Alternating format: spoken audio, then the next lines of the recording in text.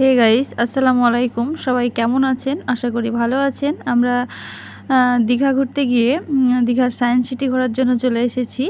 এসেই প্রথমেই আমরা টিকিট কাউন্টার থেকে টিকিট সংগ্রহ করে নিয়েছি এবং টিকিট সংগ্রহ করে আমরা টিকিটটা গেটম্যানকে দেখিয়ে ভেতরে চলে যাব।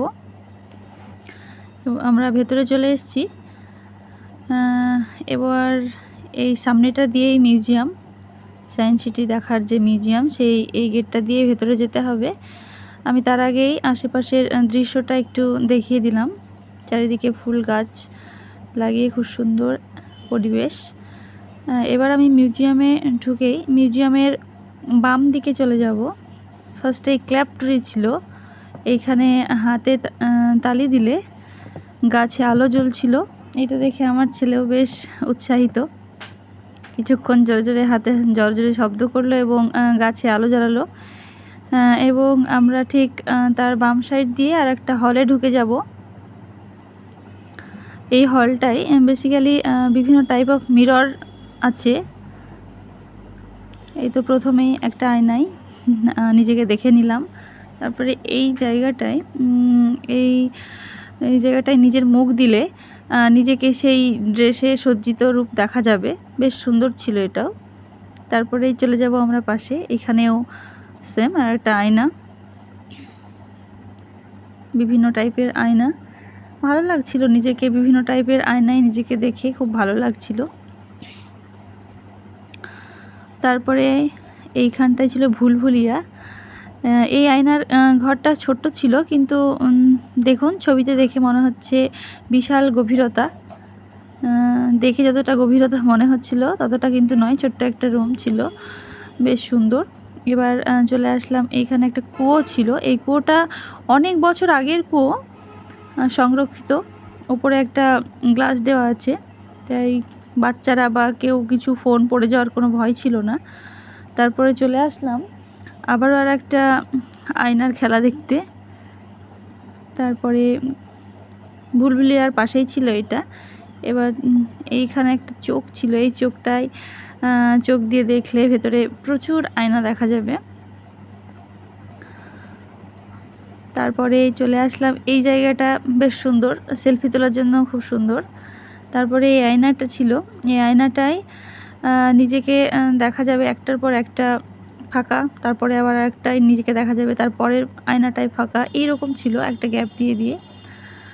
এখানেও একটা সুন্দর আয়না ছিল। আয়নাগুলো এমনভাবে কাটিং করা, সেটিং করা যে নিজেকে অনেকগুলো রূপে দেখা যাচ্ছিল। এইখানে আর একটা এটা ডাইনিং হলের মতো, এটাও বেশ সুন্দর ছিল। চারিদিকে বিভিন্ন আকারের আয়না রাখা ছিল। তারপরে চলে যাব এইখানে, এই ছবিটা খুব সুন্দর। ছবিটা তো সুন্দর করে আঁকা ছিল, দেখে মনে হচ্ছিল অরিজিনাল। যাই হোক, এবার এই জায়গাটায় বাচ্চাদের ফুটবল খেলার জায়গা ছিল, মানে ফুটবল পাটা নাড়ালে মনে হবে বলটা নড়ছে, এইরকম আর কি। তারপরে চলে গেলাম এই সাইডটাই, বেশ সুন্দর সুন্দর জিনিস ছিল। এবার এই রুমটায়, এই আয়নাটাই বেশ সুন্দর ছিল, ম্যাজিক আয়না।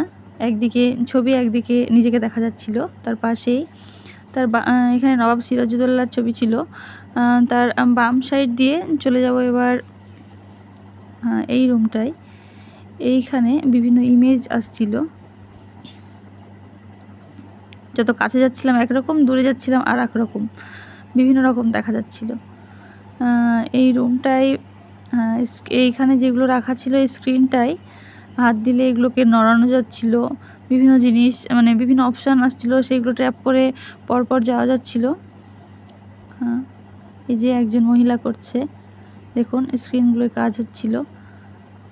আমি তো এইখানে একটা এটাকে ঘুরিয়ে নিয়ে বেড়াচ্ছিলাম, একটু এদিক সেই দিক ঘোরাঘুরি করলাম। এই তো বেশ ভালো লেগেছে। সায়েন্স সিটিতে গিয়ে আমরা আনন্দ করেছি, মজা করেছি, খুব ভালো লেগেছে। আপনারাও দেখতে থাকুন, আর অবশ্যই আপনাদের কেমন লেগেছে অবশ্যই জানাবেন লাইক কমেন্টের মাধ্যমে। তো 3D ছিল, এই সাইডে 3D শো, এটা একটা টাইম আছে, সেই টাইমে 3D শো হয়। তবে আজকের ভিডিওটা এই পর্যন্তই ছিল।